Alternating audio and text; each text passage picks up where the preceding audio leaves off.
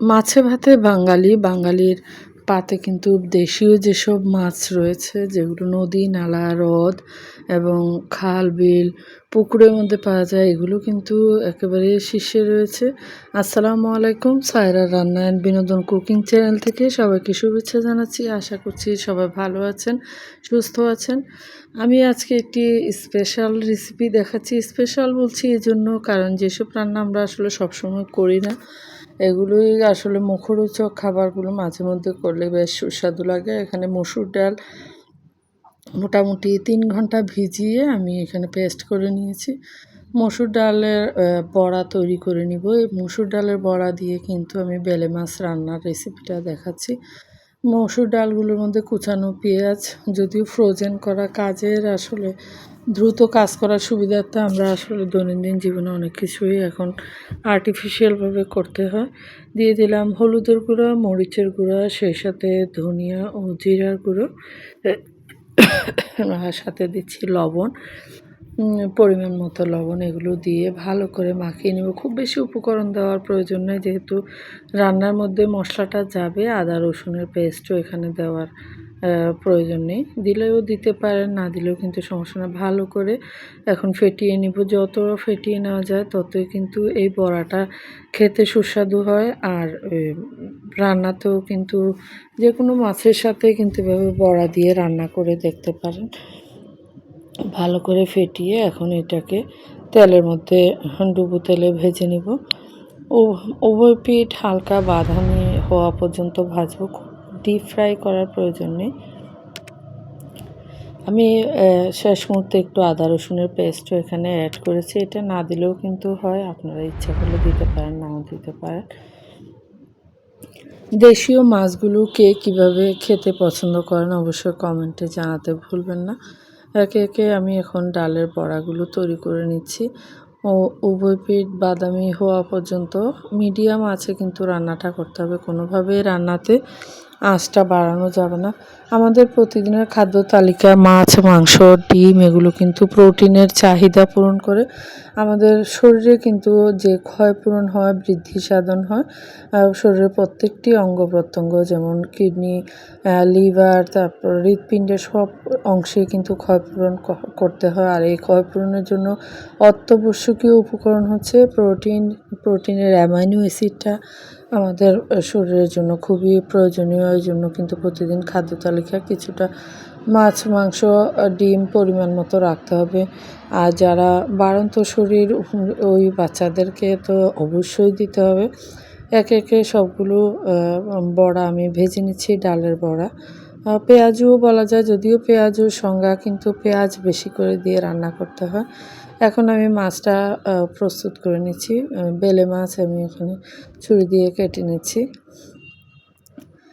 এগুলো যদিও সচরাচর সবসময় পাওয়া যায় না, কিন্তু খেতে কিন্তু বেশ সুস্বাদু। তাই মাঝে মধ্যে অবশ্যই খেতে পারলে ভালোই লাগে। আর কাটাও কম থাকে, খুবই জুসি এই মাছগুলো।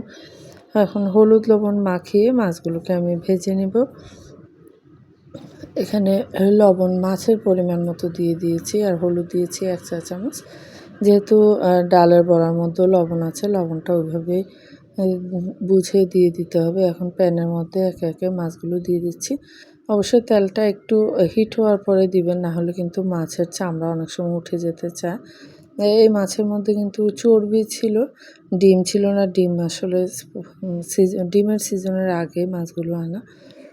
একে একে সবগুলো মাছ ভেজে নিচ্ছি। এখন যে ডালের বড়া ভেজে নেওয়ার পরে যে তেলটা, ওই তেলের মধ্যে আমি রান্নাটা কমপ্লিট করব যেন ওয়েস্টেজ না হয়।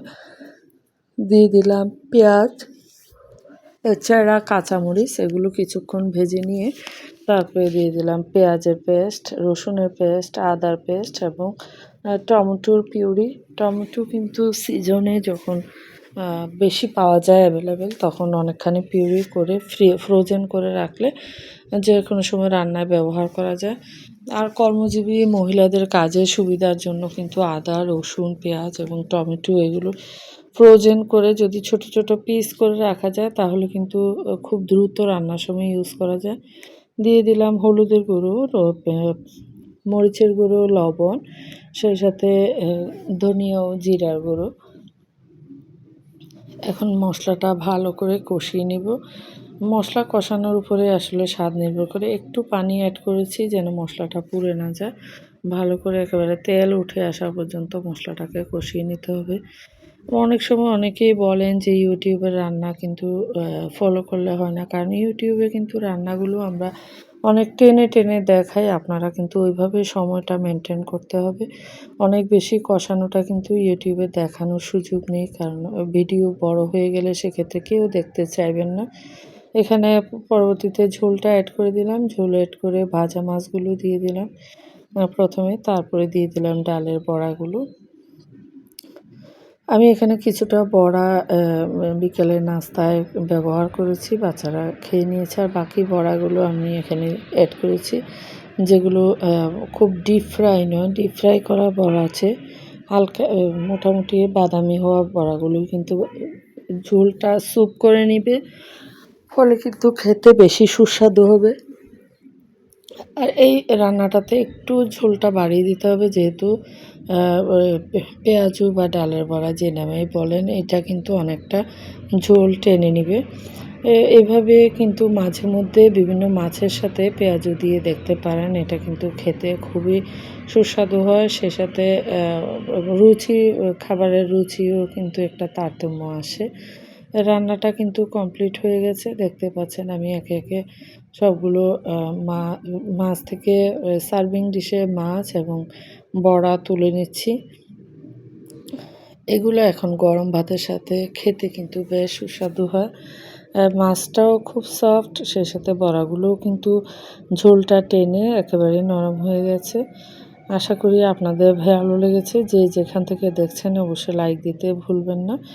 ধন্যবাদ সবাইকে পুরো ভিডিওটি দেখার জন্য।